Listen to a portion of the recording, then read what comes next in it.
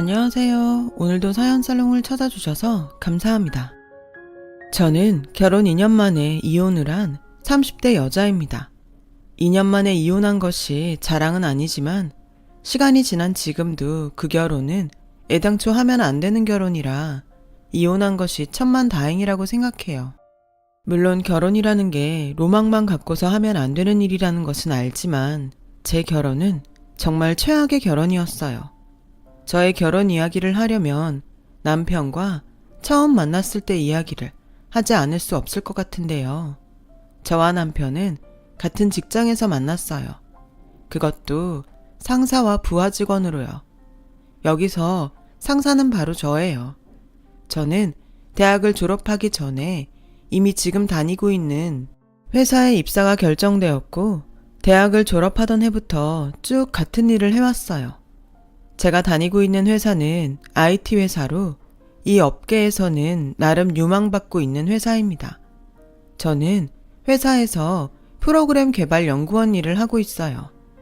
적성에도 맞고 제가 시작만 하면 어떤 프로젝트건 물불 가리지 않고 일에만 매달리는 스타일이라 같은 동기보다 성과도 좋았어요. 그래서 승진도 빨랐죠. 20대 후반에는 이미 보직으론 과장급에 올랐고 제 위에 팀장님들은 언제나 새로운 프로젝트에 들어갈 때면 저와 함께 팀을 하고 싶어 그 안에서 경쟁 아닌 경쟁을 한다고 들었어요. 참 감사한 일이죠. 그러다가 우연히 저에게 다시 오지 않을 기회라는 것이 찾아왔는데요. 팀장님 중 한 분이 개인적인 사정으로 급히 퇴사를 하시면서 그 후임을 정하지 못해서 그 일을 가장 잘 알고 있는 제가 팀장님 대리로 차기 팀장이 되었고 부족한 팀원 자리에 당시 신입사원이었던 남편이 들어오게 됐어요. 남편은 입사한 지 3개월밖에 되지 않은 그야말로 생초보였고 그래서 실수도 많아 늘 저에게 눈에 가시 같은 존재였어요. 시간이 지나고 남편이 자신의 노력으로 실수를 줄여나가는 모습을 보니 점차 남편을 다시 보게 되더라고요. 누구나 신입인 시절이 있잖아요. 하지만 일이 급하면 급할수록 그런 신입의 사정을 봐주기 어려운 게 또 이 업계라 관례상 이해하고 넘어가려니 했는데 시간이 지나면 지날수록 아니 남편이 일을 제법 잘하면 잘할수록 저는 이상하게 자꾸만 남편이 마음에 걸리더라고요. 처음엔 눈에 가시 같더니 나중엔 목에 박힌 가시처럼 신경이 쓰이기 시작했던 거였죠. 그래서 저는 마음의 빚을 덜고자 처음으로 신입인 남편에게 커피를 한 잔 마시자고 했어요. 그때 처음으로 남편과 단 둘이 자리를 갖게 된 거였는데 저는 또 그곳에서 남편의 새로운 면을 보게 되었어요. 부하 직원이 아닌 남자의 모습이었죠. 차지환 씨, 내가 팀 초반에 많이 뭐라고 해서 미안했어요. 마음에 담아두고 있을까봐 한번 이야기는 해야 할 것 같아서 커피 한잔 하자고 했는데 괜찮죠? 물론이죠. 그리고 그때는 제가 아는 게 없어서 실수도 많이 하고 팀에 도움도 못 됐는데 혼나는 게 당연해요. 저는 그 덕에 또 많이 배웠습니다. 그러니까 팀장님은 그런 걱정하지 않으셔도 돼요. 그렇게 생각해주면 고맙고요. 그동안 지켜보니 차사원은 근성도 있고 일하는 센스도 있어서 금방 승진할 것 같아요. 나중에 모른 척하면 안 돼요. 그럴 리가요. 팀장님이 원하시면 저는 언제든 함께 하겠습니다. 단순히 마음의 짐을 덜 자고 커피 한 잔 사는 자리였는데 남편은 대화를 하면 할수록 사람이 참 괜찮았어요. 말도 상대방을 배려하며 어찌나 예쁘게 말하던지 사적인 자리가 아닌데도 자꾸만 웃음이 나고 기분이 좋아지더라고요. 저는 그렇게 남편에게 호감을 갖게 되었어요. 그리고 몇 달 후 팀회식을 마치고 남편과 함께 차를 타게 되었는데 오랜만에 술을 먹어서인지 아니면 그동안 너무 야근을 많이 해서 피곤이 몰려온 건지 잠이 들었고 잠에서 깨니 남편에게 엎여 있었어요. 남편은 제가 사는 집을 몰라 계속 저를 업고 제가 깰 때까지 동네를 배회하고 있었더라고요. 저는 그 사실에 창피해서 술이 확 깼는데 창피해하는 제 모습을 남편이 귀엽다는 듯 웃어주면서 저희는 상사와 부하 직원이 아닌 연인 사이가 되었어요. 그러면서 자연스럽게 남편이 중학교 때 부모님이 교통사고로 두 분 다 돌아가신 걸 알게 되었죠. 8살 위 누나가 동생을 자신의 아들처럼 키웠다는 사연을 듣게 되었는데요. 저도 비슷한 시기에 엄마가 혈액암으로 돌아가시고 아빠 손에 자라서 남편의 그 외로움에 대해 다는 몰라도 어느 정도는 알 수 있어 저희는 더욱 서로에게 마음을 쓰며 연애를 이어갔었죠. 그렇게 비밀 사내 연애로 남편과 6개월 정도 만났을 즈음 남편이 먼저 저에게 자신의 누나가 저를 무척이나 보고 싶어 한다는 말을 들었고 저는 대수롭지 않게 좋다고 대답했어요. 정말 괜찮아? 괜히 자기 부담스러운데 괜찮다고 하는 거 아니지? 아니야. 나도 자기 누나 보고 싶어. 우리 자기를 이렇게 잘 키워준 누난데 나도 당연히 좋지. 절대 부담스럽지 않아. 오히려 자기 누나 어떤 사람인지 궁금한걸? 그래? 그럼 당장 누나한테 말해야겠다. 엄청 좋아할 거야. 그리고 전에도 말했지만 나한테는 누나가 누나고 엄마고 그래. 그래서 나는 자기랑 우리 누나가 잘 지낼 수 있으면 정말 좋겠어. 자기 마음 다 알아. 나도 자기 누나랑 잘 지내고 싶어. 우리 누나 좋은 사람이야. 그리고 나 때문에 고생도 많았고 이런 말 웃긴 거 아는데 우리 누나 잘 부탁해. 뭐가 웃겨. 당연히 잘해드려야지. 오히려 내가 마음에 안 들까봐 걱정이다. 별 걱정을 다 해. 우리 누나는 내가 좋다고 하면 무조건 좋다고 하는 사람이야. 그러니까 무조건 자기 보면 좋다고 할 거야. 저는 그렇게 그 주 주말 남편의 누나 집에 초대를 받았어요. 누나는 8살 위라 그런지 어른스러웠지만 제 예상과 다르게 성격이 많이 급하고 화통한 편이더라고요. 그리고 초면부터 저에게 궁금한 것이 많아 보이더니 자리에 앉기 무섭게 먼저 말을 하기 시작했어요. 내가 얘기 듣고 너무 반가워서 견딜 수가 있어야죠. 둘이 동갑이라면서요. 동갑에 같은 회사 다니고 너무 좋다. 나는 그런 거 못 해봐서 부럽네요. 아, 그럼 직책도 같아요? 내 동생이 남자라 더 빠른가? 그래도 이왕이면 남자가 상사인 게 모양새도 좋지 뭐. 남편은 제가 자기보다 상사인 걸 누나에게 말하지 않은 눈치였어요. 그래서 처음엔 좀 당황했지만 나중에 얘기하면 되지. 굳이 남편이 제 부하 직원이라고 말해서 누나를 실망시키고 싶지 않아 그냥 넘겼어요. 그리고 그렇게 대화를 하며 저녁 식사를 마쳤는데 남편의 누나가 먼저 저에게 함께 주방 정리를 하며 이야기를 좀 더 나누자고 하더라고요. 그런데요, 이야기를 하면 할수록 이상하게 대화의 방향이 이상했어요. 우리 지환이가 부모 없는 거 빼면 정말 빠지는 게 없어. 얼굴 잘생겼지, 머리 좋지, 성격도 너무 좋잖아. 내 동생 만난 거 진짜 잘한 거야. 네? 네. 둘이 결혼할 거지? 내가 듣기로 그쪽이 먼저 내 동생 좋아했다며. 이참에 결혼도 그쪽에 하자고 해. 내 동생은 수줍음이 많아서 그런 말 잘 못하거든. 네? 지환 씨가 그렇게 말해요? 왜? 아니야? 아니요, 맞아요. 근데 저희 만난 지 얼마 되지 않아서 당장은 결혼 얘기하기엔 좀 이른 것 같아요. 에이, 6개월 넘었잖아. 요즘 세상에 반년 만났으면 잠자리까지 다 간 거 아니야? 지금 둘이 좋으면 이것저것 더 재지 말고 결혼해. 집에야 지금 지환이 살고 있는데 그대로 들어가면 되잖아. 내가 마음이 급해서 그래. 남편의 누나는 양해도 없이 먼저 말을 편하게 놓더니 남편과 다르게 상대를 전혀 배려하지 않고 자기 내키는 대로 말을 일방적으로 계속했어요.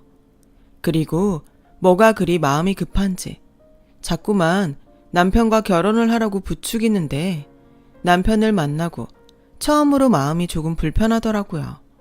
하지만 그때까지는 제가 남편에 대한 마음이 너무 충만했고 또 누나가 마음이 급해서 그렇지 악의는 없을 거라고 생각했어요. 그저 혼자 있는 동생이 걱정이고 제가 또 마음에 드니 우리가 빨리 결혼을 했으면 좋겠나 보다 라고 생각한 거죠. 그리고 남편을 만난 지 1년이 되어갈 즈음 수줍음이 많아 그런 말 하지 못한다는 남편이 저에게 먼저 청혼을 해왔고 잠시 진지하게 결혼에 대해 생각하는데 저희 아빠가 먼저 저에게 나이도 내년이면 30이고 만나는 남자친구도 괜찮으면 너무 고민하지 말고 결혼해도 좋을 것 같았으며 망설이는 제 등을 밀어주셨어요. 아빠는 우리 딸이 어서 빨리 결혼해서 행복한 가정을 꾸렸으면 좋겠어. 만난 시간보다 앞으로 함께할 시간을 생각하면 결정이 더 쉽지 않을까? 오래 만났다고 결혼 생활이 다 보장되는 건 아니거든. 정 그렇게 고민스러우면 그 친구 한번 집에 데리고 와봐. 아빠가 우리 딸 이렇게 고민하게 만드는 놈 얼굴 한번 보자. 그 사람 때문에 고민하는 거 아니야. 그냥 그 누나가 좀 마음에 걸려서. 처음엔 편하게 생각했는데 결혼하면 형님이고 나한테는 시어머니 같은 사람이잖아. 물론 신경이 쓰이겠지. 가족이 되는 거니까. 근데 말이야, 결혼은 누나랑 하는 게 아니고 네가 좋아하는 그 남자랑 하는 거잖아. 아빠가 보기엔 고민의 상대가 그쪽이 아닌 것 같은데. 저는 아빠의 말을 듣고 새삼 남편에게 미안했어요. 청혼은 남편에게 받았는데 저는 온통 형님이 될 남편의 누나에 대해서만 고민하고 있었거든요. 그래서 저는 마음의 결정을 하고 남편을 집으로 데리고 와서 아빠에게 결혼을 허락해달라고 인사를 드렸어요. 아빠는 당연히 저희 두 사람의 마음이 더 중요하기에 흔쾌히 결혼을 허락해 주셨죠. 한편으론 제가 엄마가 돌아가셔서 없고 또 누나에 대해 마음을 쓰고 있으니 그 부분을 잘 이해해달라고 남편에게 부탁하면서 저희는 본격적으로 결혼 준비에 들어갔어요. 워낙에 양가가 바라던 결혼이라 저희의 결혼식은 큰 문제 없이, 큰 낭비 없이 합리적으로 진행되었어요.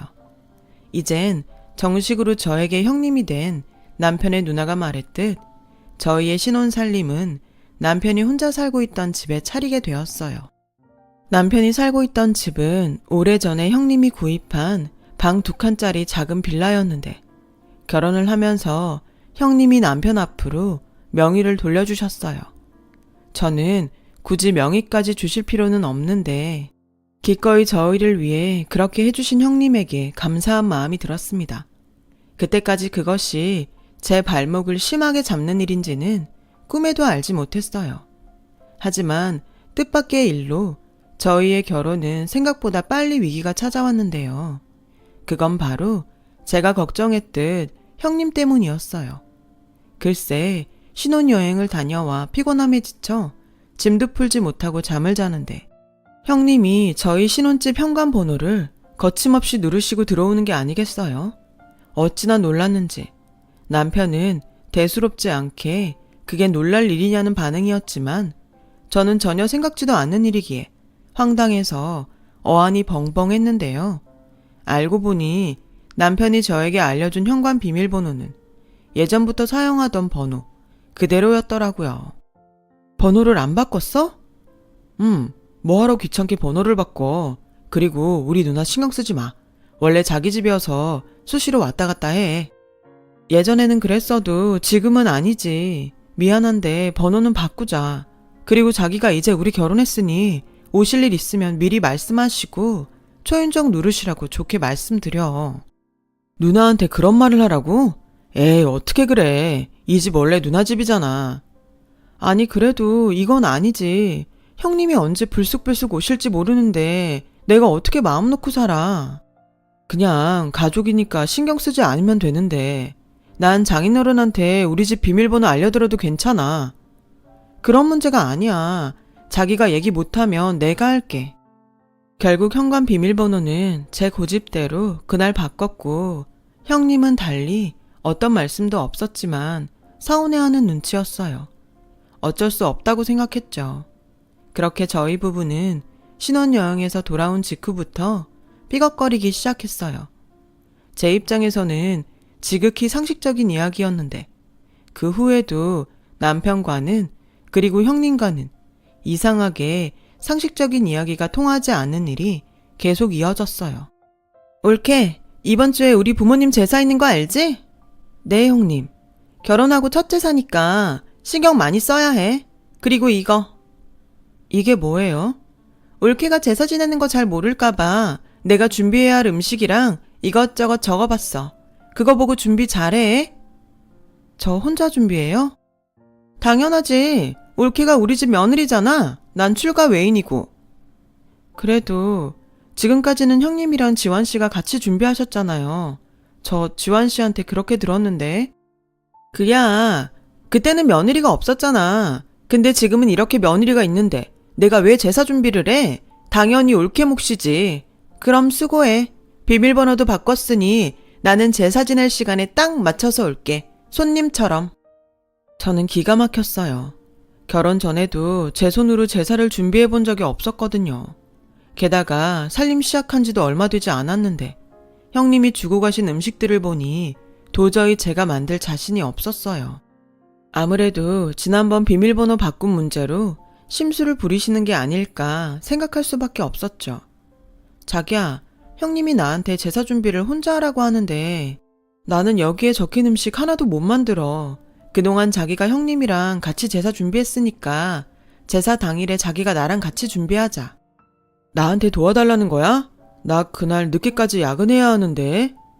뭐라고? 제사 있는 거 뻔히 알면서 왜 그날 야근을 해? 그리고 자기네 부모님 제사인데 뭘 도와? 돕는 건 나지. 에이, 그건 아니다. 당신이 우리 부모님 며느리잖아.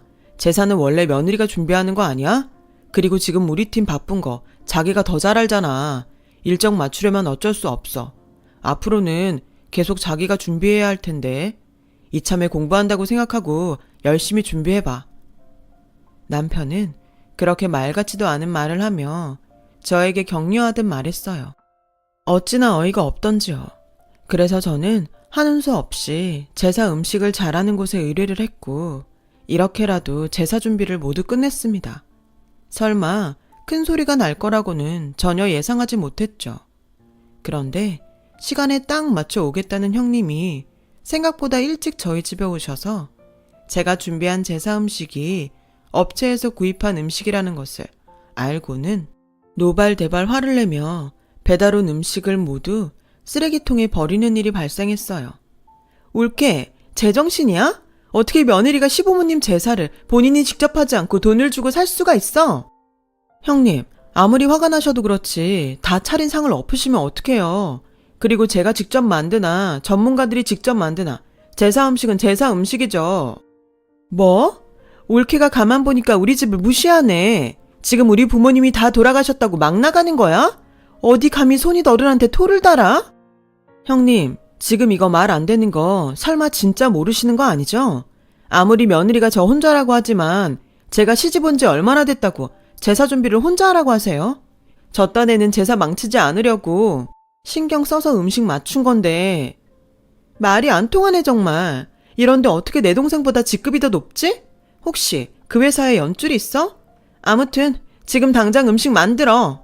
이런 남이 만든 음식 상에 올릴 생각하지 말고 제사 음식에 정성이 빠지면 되겠어? 아무리 엄마 없이 컸어도 이런 기본도 모르고 시집을 오면 어쩌자는 거야? 형님, 말이 심하시네요. 그리고 이렇게 억압적으로 하시는데 제가 만든 음식에 정성이 들어가겠어요? 형님이 저한테 함부로 하시니 저도 할 말은 해야겠는데 계속 이런 식이면 저도 곤란해요. 죄송하지만 서로 선은 지켜주셨으면 좋겠어요. 선? 야, 너 내가 사준 집에서 사는 주제에 말이 너무 많다? 평소에 내 동생한테도 이러냐? 네가 밖에서나 상사지. 집에서는 말단이야, 말단. 어디서 주제도 모르고 입을 놀려. 정말이지 말이 통하지 않고 계속 이렇게 형님과 있으면 저도 제가 무슨 말을 어떻게 할지 몰라 제 사고 뭐고 다 모르겠다 싶어 집 밖으로 나왔어요. 저도 당연히 결혼하고 첫 제사라 준비하는 과정에서 다소 기분이 언짢아도 잘 넘기고 일단은 제사를 잘 마치고 싶었는데 도저히 그런 대접을 받고 그 집에 있을 수가 없더라고요. 그래서 집을 나와 곧바로 남편에게 전화를 걸었는데 저보다 형님이 발빠르게 전화를 했는지 남편은 제가 여러 말을 하지 않아도 이미 다 안다는 듯 제 말을 듣지도 않았고 오히려 서운하다며 전화를 끊어버리는 거 있죠. 서운한 사람이 누군데. 저는 그날 속상하고 서운해서 혼자 회사 근처 호텔에서 밤을 보냈어요. 늦게라도 남편이 전화를 하거나 저를 찾아올 줄 알았는데 남편은 제 기대와 다르게 저를 찾지도 걱정하지도 않았어요. 차마 아빠가 걱정하실까봐 이야기도 못하고 저는 뜬 눈으로 밤을 새고 회사로 출근했습니다. 저에게 단단히 화가 났다는 듯 남편은 저에게 찬바람이 쌩쌩 불더라고요. 아니, 제가 제사 음식 준비를 안 한다고 했나요? 시간이 지나면서 배우다 보면 언젠가 저도 잘할 수 있게 되겠지. 일단 첫 제사 잘 지내고 보자. 그런 생각이었거든요. 이혼한 지금도 저는 그게 그렇게 잘못이었는지 납득이 되지 않아요. 아무튼 이 일을 시작으로 저는 본격적으로 형님과 대립하게 되었고 사사건건 작든 크든 마치 제가 좋다고 하면 싫다고 하고 제가 싫다고 하면 좋다고 하기로 작정을 하셨는지 언제나 저희 둘은 부딪혀야 했어요. 그러다 보니 감정은 계속 상해서 저는 자꾸만 형님과 불편하게 되었어요. 남편은 하나밖에 없는 누나랑 잘 지내는 게 그렇게 어렵냐며 자기를 누나랑 갈라 놓아야 속이 시원하겠냐며 화를 내더라고요. 좋아. 당신이 계속 우리 누나랑 부딪힐 거면 차라리 내가 누나랑 의절을 할게. 누가 형님이랑 의절하래? 나는 정말 이해가 안 가. 나 없을 때는 어떻게 살았어? 맡길 거면 뭐라고 하지 말던가.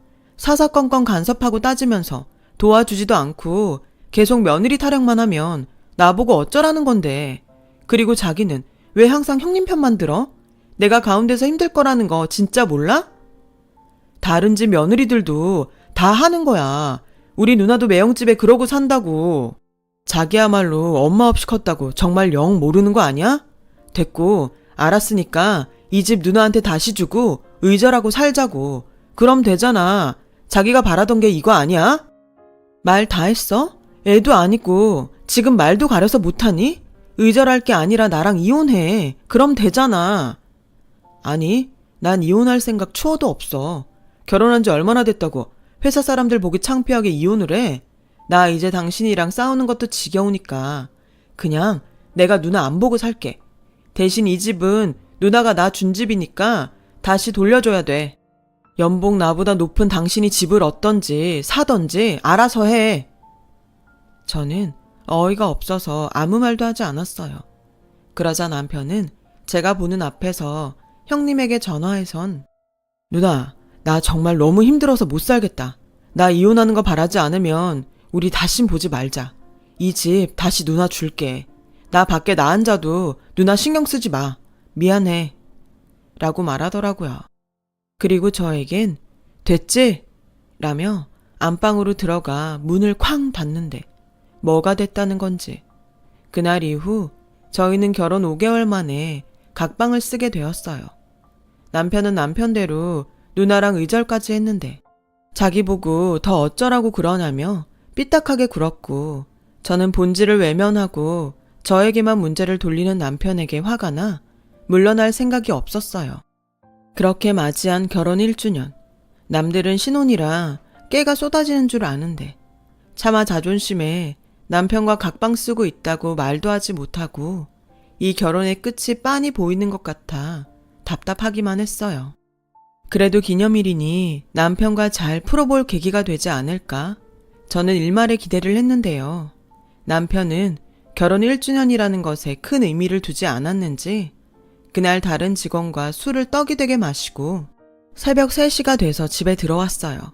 화가 나다 못해 서운하고 내가 왜 이러고 사나 싶어 냉정하게 이혼에 대해 생각하게 되더라고요. 술에 취한 남편이 술김인지 뭔지 자기는 이제 누나도 없고 저밖에 없는데 저와는 계속 평행선을 달리니 자기가 너무 괴롭다고 하소연을 하더라고요. 그래서 그날 저는 혼자 엄청 고민을 했어요. 마음 같아서는 더 늦기 전에 이혼을 하는 것이 낫다고 생각하지만 그래도 누나와 의절까지 한 남편이 짠하더라고요. 그래서 정말 싫지만 눈 한번 질끈 감기로 했어요. 제 딴에는 마지막 시도라고 생각했죠. 그래서 그날은 아침에 서툴지만 콩나물국을 끓였어요. 남편 해장하라고요. 그리고 순순히 제가 차린 밥을 먹는 남편에게 다정한 말투로 마트에 가서 같이 장을 보자고 했고, 제가 먼저 그렇게 손을 내미니 남편은 못 이기는 척 넘어와서 다행히 저희 부부는 그날을 시작으로 사이가 조금씩 좋아졌어요. 각방 생활도 청산했고요. 하지만 부부 사이를 회복했어도 저에겐 고민거리가 하나 있었어요. 저희가 살고 있는 집 때문이었죠. 돈 때문에 그런 것이 아니라요. 어쨌거나 남편 말대로 형님과 의절하고 살 거면 당연히 집은 형님에게 돌려줘야 맞는 거였으니까요. 그런데 제가 옳았구나 하고 집을 또 알아보기는 입장이 난처한 게 마치 남매가 정말 의절하길 바라는 것처럼 보일 것 같아 정말이지 이러지도 저러지도 못하겠더라고요. 그렇게 고민만 하던 날이 지나 시부모님의 제사가 또다시 돌아왔어요. 저는 이번에는 서툴지만 손수 제사 음식 준비를 했고 정말 큰 마음을 먹고 형님에게 연락을 했어요. 저희 집 현관 앞에서 남편과 형님이 실랑이가 벌어지는 어처구니 없는 일이 발생했어요. 누나, 나 이혼하는 걸 보고 싶어? 우리 다신 보지 말자고 했잖아. 지환아, 아무리 그래도 자식인데 부모 제사에 인사는 해야지. 미안해. 근데 나 지금 너무 좋아. 제사를 안 지내는 것도 아니고 우리가 알아서 지내는데 누나가 뭐하러 와. 그냥 나랑 우리 집 다 있고 매형이랑 잘 살아. 집은 조만간 비워줄게. 얘, 아무리 그래도 그렇지. 내가 너를 어떻게 키웠는데 장가 갔다고 나한테 이럴 수 있어? 옳게도 그래. 우리 남매 이렇게 찢어나오니까 좋아? 왜 이 사람한테 뭐라고 그래? 나 둘이 싸우는 거 진짜 다신 보고 싶지 않아. 근데 이혼하는 것도 싫거든. 그러니까 누나가 나 좀 이해해줘. 자기야, 들어가자. 지환아! 어찌나 불편한지 그날 결국 형님은 저희 집에 들어오지 못하셨어요. 그리고 저는 내내 남편 눈치를 받고 다음날 이렇게 된 이상 이사 가지 않으면 안 될 것 같아 부동산에 집을 알아보고 은행에 가서 대출을 문의했어요. 그런데 정말 어이없는 사실을 알게 되었는데 글쎄 제 앞으로 제가 모르는 마이너스 통장이 있는 게 아니겠어요? 그리고 그 사용 금액을 보니 거진 5천만 원이 넘었더군요. 그 사실에 너무 놀라 이건 당장 경찰에 신고를 했어요. 참 어이없게도 제 명의를 도용한 사람은 형님이었고 형님은 도어락 마스터키로 저희 집을 열고 들어와 제 신분증과 도장을 훔쳐 뻔뻔하게 마이너스 통장을 만들었더라고요. 형님, 제정신이세요? 이건 범죄예요. 그 돈을 다 어디다 쓰신 거예요? 이게 다 올케 때문이야. 올케가 내가 준 내 집에서 살면서 동생이랑 의절시키고 그래서 괘씸해서 그랬어. 이게 다 올케가 원인이라고. 지금 그게 말이 된다고 생각하세요? 저 이거 그냥 못 넘어가요. 못 넘어가긴? 내가 아무리 올케 명의 돈을 썼어도 올케가 사는 집값보다 싸. 안 그래? 그래요? 그럼 그 집 팔아서 형님이 쓰신 돈 제가 다시 챙겨도 되는 거죠? 저는 이런지도 모르고 저 때문에 지환 씨랑 형님 의절한 것 같아 마음 아파했는데 저 이 일 지환 씨한테 당장 이야기할 거예요. 올케, 미안해. 알겠어. 내가 다 잘못했어. 그냥 이사 가지 말고 그 집에서 살아. 나 지환이 안 보고 살게. 그러니까 지환이한테는 아무 말 하지 마. 응? 부탁이야. 내가 잘못했어. 저는 이 황당한 일을 겪고 어디서부터 뭘 어떻게 해야 하는지 답답했어요. 솔직히 형님의 말처럼 남편에게 굳이 알려 또 분란을 일으키고 싶지 않은 마음도 있었고요. 그래서 그 형님 말대로 5천만 원으로 형님 집 얻어 산다고 생각하고 떳떳하게 이사를 포기했는데 그렇게 한 달 후 어마어마한 사실을 알게 됐어요. 그날은 제가 몸이 좋지 않아 월차를 내고 하루 쉬는 날이었는데 남편이 깜빡하고 핸드폰을 집에 두고 출근을 했더라고요. 처음엔 회사에 가져다 줄까? 했는데 어지간한 일은 회사 전화가 있고 카카오 메시지도 회사 컴퓨터로 다 확인할 수 있으니 굳이 그럴 필요가 있겠나 싶어 말았는데 제 눈에 형님이 보내는 실시간 메시지가 보였어요. 니 처 꾀병 아니야? 그리고 핸드폰 그냥 집에 둬도 돼? 혹시 올케가 보면 어떡하려고. 괜찮아. 어제 누나랑 톡하고 무음으로 해놔서 울리지도 않을 거야. 게다가 원래 그런 거 신경도 안 써. 걱정하지 마. 저는 두 사람의 실시간 대화에 지난 대화글을 읽었고 정말 어이없게도 의절이 두 남매의 가짜 연극이라는 것을 알았어요. 걔 정말로 너랑 나 의절한 줄 아는 것 같더라. 하기사 우리가 연기를 좀 잘했어야지. 괜히 들키지 않게 조심해. 조금 더 하면 알아서 지가 먼저 우리한테 꼬리 내릴 것 같으니까 누나는 계속 나한테 매달리고 해야 해. 알았지? 그래, 염려하지 마. 근데 혹시 올케가 다른 말은 안 해? 은행 다녀왔다고. 은행? 그런 얘기 안 했는데. 왜? 아니, 네가 전에 나하고 의절하니 집은 다시 준다고 했잖아. 그래서 이사할 생각으로 대출 상담 같은 거 받았나 해서. 그런 소린 없었는데 요즘 또 무슨 꿍꿍인지 별다른 말을 안 해. 그래? 알았어.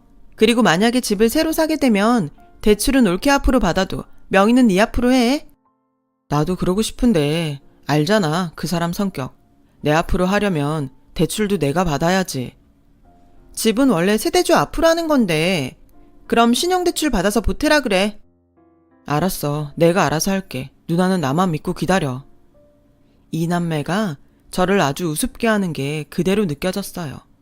게다가 제 명의를 도용해 마이너스 통장 만든 건 형님이 남편 몰래 했는지 자기가 그냥 봐줄 테니 이사는 가지 말고 그냥 살라고 했더라고요.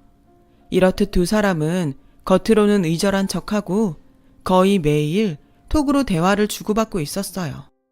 저는 속은 것도 분하고 형님의 억지도 용서할 수 없어 이 두 남매를 끝장내지 않을 수 없었고 연신 실시간으로 대화하는 두 사람에게 이렇게 글을 남겼어요. 나만 빼놓고 두 사람 연극하느라 그동안 고생 많았네요.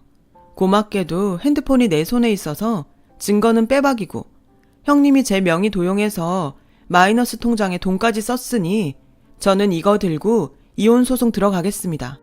그리고 형님, 이 사실 저만 알면 억울하니까 아주버님에게도 말씀드릴게요. 혹시 알아요? 저한테 하신 것처럼 아주버님에게 하실 수도 있잖아요. 제가 이혼을 하더라도 아주버님께는 조심하시라고 당부는 하려고요. 그리고 두 사람 법원에서 봐요. 저 받을 수 있는 거 다 받을 거예요. 제가 그렇게 글을 보내자 남편은 회사 전화로 저에게 전화를 걸었는데 저는 받지 않았어요. 그리고 곧 형님에게도 전화가 걸려왔지만 그 역시 받지 않았고요. 저는 명의 도용건으로 경찰서에 가서 형님을 고소했어요. 그 길로 변호사 사무실에 가서 이혼 소송을 위한 변호사를 선임했어요. 사람이 열이 받으면 자기 몸 아픈 것도 잊어버리는지 저는 제가 컨디션이 좋지 않다는 것도 까맣게 잊고 그 길로 두 년놈에게 복수하기 위해 그야말로 눈이 뒤집혔어요. 처음엔 단순한 형님의 시집살이였지만 그 끝은 거짓말과 범죄라니 이건 제 상식으론 그냥 넘어갈 수가 없었어요. 이 모든 사실을 안 저희 아빠도 이건 말이 안 되는 상황이라며 남편을 좋게 본 당신이 사람을 잘못 봤다며 자책을 하시는데 그걸 또 보고 있으니까 저 자신은 물론이고 남편과 형님을 용서할 수 없더라고요. 그리고 제가 모든 조치를 마친 다음날 남편은 저에게 연락을 해왔어요. 순순히 이혼을 할 테니 문제를 크게 만들지 말아달라고요. 자기는 누나가 제 명의까지 몰래 가져가 돈을 썼는지는 몰랐다며 이제는 정말로 누나와 의절했다고 말하면서요. 어쨌든 자기 누나 때문에 제가 금전적 피해를 봤으니 그 돈도 자기가 집을 팔던 대출을 받던 돌려주겠다더라고요. 그렇게 좋게 서로 성격이 맞지 않아 합의 이혼한 걸로 합의를 하자고 하더군요. 하지만 저는 돈도 돈이지만 마음의 상처가 커서 그대로는 넘어갈 수 없었습니다. 남편의 제안을 거절했어요. 그리고 일부러 그런 건 아니었지만 제 측근에 의해 회사에는 저와 남편의 이혼 사유가 순식간에 퍼져나갔죠. 결국 남편은 이혼은 이혼대로, 돈은 돈대로, 저에게 변상해야 했고, 다니던 회사에도 얼굴을 들고 다니기 힘들어 스스로 사표를 냈어요. 왜 아니겠어요. 회사엔 저도 있고 또 소문이 어디까지 퍼졌는지 알 수도 없는걸요. 어찌 보면 남편의 퇴사는 쉽게 예상할 수 있는 일이었어요.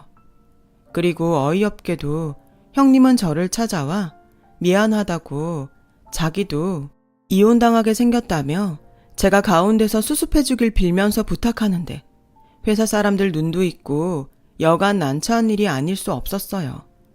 형님이 찾아오기 전에 저는 지난날 아주버님과 통화를 한 적이 있었는데 아주버님을 통해 듣게 된 형님이란 여자는 정말 이상한 사람이었어요. 그 사람 원래 나랑 결혼한 이유가 도망이었어요. 자기 인생은 동생 뒷바라지 하는데 다 써서 없다고. 그런데 나랑 결혼하니까 동생이 또 불쌍하다고 하는데 참나 도무지 우리 집엔 관심도 없고 할 도리도 하지 않더라고요. 저 부모님에게 의절당했어요. 그래도 내 사람 내가 챙기려고 했는데 어쩌면 나도 당할 뻔했는지도 몰라요. 저한테는 며느리가 당연히 하는 거라고 하더니 정작 자기는 며느리 노릇도 제대로 하지 않았다는 사실에 어이가 없었어요. 도대체 그 여자의 뻔뻔함은 어디까지일까요? 또 남편은 그런 누나를 왜 감싸고 도는 건지 이쯤 되면 핏줄이라는 것이 무섭기까지 하네요. 저는 소송을 통해 이혼은 물론이고 위자료와 제가 손해본 마이너스 통장 대금까지 모두 남편에게 돌려받을 수 있었어요. 하지만 마음의 상처는 오래가고 저 또한 소문으로부터 자유롭기는 힘들어 결국 퇴사를 했습니다. 운 좋게 원래 저희 팀 팀장이셨던 분의 추천으로 경쟁업체에서 예전보다 더 많은 연봉으로 재취업을 하게 됐어요. 결과적으로는 일이 더 잘 풀린 셈이 되었죠. 요즘은 가끔 남편을 아는 사람에게 건너 근황을 듣기도 하는데 워낙 저와의 이혼이 임팩트가 강해서 이 업계에서는 일하지 못하고 지금은 공무원 시험을 준비한다나요. 부디 시험의 결과를 떠나 다른 어떤 사람한테 피해주지 말고 죽고 못 사는 누나랑 평생 함께 살길. 저도 그렇게는 마음이 착하지 못한 것 같아요. 더욱이 저와 같은 피해자는 정말이지 더는 생기면 안 되잖아요. 지난 상처를 딛고 지금은 다시 일을 하는 행복과 사람들과 어울리는 행복을 조금씩 되찾고 있어요. 사람이 큰일을 겪으면 성장한다고 하잖아요. 그래서인지 예전보다 매사에 좀 더 신중해졌어요. 저도 언젠가 지난 과거를 완전히 잊는 날이 오겠죠. 주저리 쓰다 보니 지난 날이 정리가 되는 것 같기도 합니다. 지금까지 제 이야기 들어주셔서 감사합니다. 건강하시고 행복하세요. 고맙습니다. 여러분, 사연 댓글에 응원과 현명한 조언 부탁드려요. 좋아요와 구독은 저에게 큰 힘이 됩니다. 오늘도 좋은 일 가득하세요.